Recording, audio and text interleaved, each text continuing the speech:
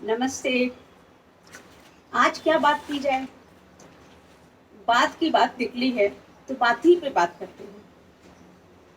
बात हमेशा बकवास नहीं होती और ना ही सिर्फ बात होती है।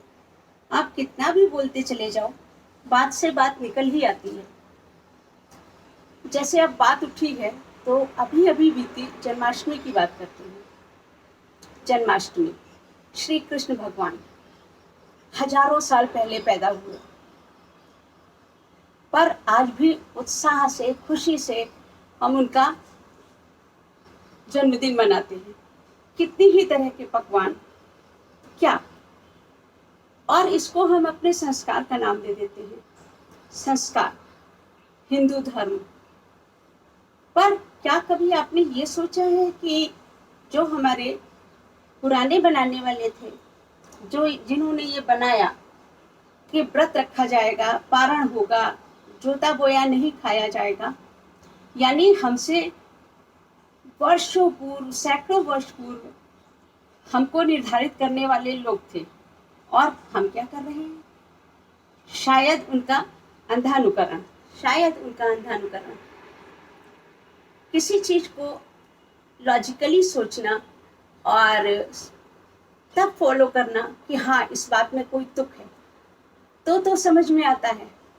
और फिर सही बात तो ये है कि जब सैकड़ों वर्ष पूर्व वो लोग हम लोग के लिए रस्में निर्धारित कर सकते थे उस देश काल की, तो क्या हम इतने भी मानसिक रूप से सक्षम नहीं हैं कि कोई गाइडलाइंस या कोई जो इस समय में एप्रोप्रिएट नहीं है उसको चेंज कर सके? मान लीजिए कृष्ण का जन्म हुआ आधी रात को, आधी रात को जन्म हुआ और वासुदेव उनको सूप में लेकर गए और यशोदा ने उनका पालन पोषण किया।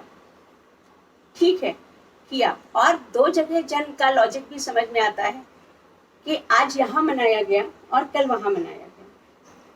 पर क्या आपको खीरे से जन्म की बात लॉजिक लगती है? कि मैंने देखा कई वीडियो में अपने सहयोगियों का खीरे से जन्म करते हुए पंचामृत। अच्छा, आप, मैंने सोचा इस विषय पर, मैंने जब सोचा तो मुझे लगा कि क्यों हम लोग निर्जल व्रत रहते हैं। निर्जल व्रत, पूरा का पूरा हिंदू समुदाय निर्जला व्रत रह रहा है, खा रहा है कुछ फलाहार, लेकिन वो निर्जल व्रत कई होते हैं इसी तरह से। मेरे ख्याल में जो मैंने सोचा, हमेशा ये नहीं होता है कि मैं ही सच हूँ, मैंने ये सोचा कि कोई भी लेडी जब किसी बच्चे को जन्म देती है 7-8 घंटे पीड़ा सहती है, उसको अपने तन का और अपने कपड़ों का, वस्त्रों का कोई होश नहीं रहता। उससे उस समय कोई कहे भी कि लो कुछ खा लो, पर वो इतने दर्द में है, वो पानी के ग्लास को भी हाथ मार देगी, वो हटा देगी, उससे कुछ नहीं खाया जाएगा। और अचानक किसी बच्चे के रोने की आवाज आती है और पूरे लोग खुश, फैल गई खुशहाली। उनका देव रूप तो बाद में घोषित हुआ, बच्चा ही हमारे लिए सबसे बड़ा भगवान है। खुशियां तो होनी ही है, वो हमारे जीवन में दर्द अब खत्म हो चुका है।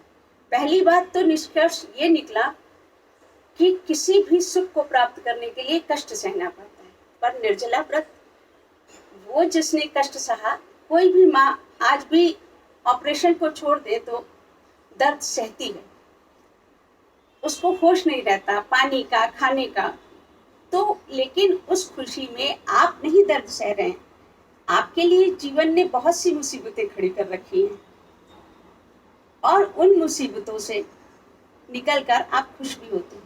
तो निर्जला व्रत का कष्ट सह के, और मन में कभी कभी लगता भी है कि क्या कर रहे हैं हम लोग, लेकिन किए जाते हैं, झांकियां सजती है, वो एक बात है, अलग बात है। पर निर्जला, अन्न रहित सारे दिन बिता के, और कैलोरी के हिसाब से देखा जाए तो जितना हमारा व्रत नहीं होता उससे हम दुगना खा लेते हैं। विचारणीय प्रश्न है, विचार करिएगा। ऐसी ही बातें मैं और करती रहूंगी आपसे, और आप सोचते रहिएगा कि क्या छोड़ें और क्या अपनाएं, ताकि अब हमने जो नई रस्में शुरू कर दी हैं वो हमारी आने वाली पीढ़ी लॉजिकली उसको सही समझ पाए और अच्छा लगे उसे भी ये चीज़ें फॉलो करने में। धन्यवाद।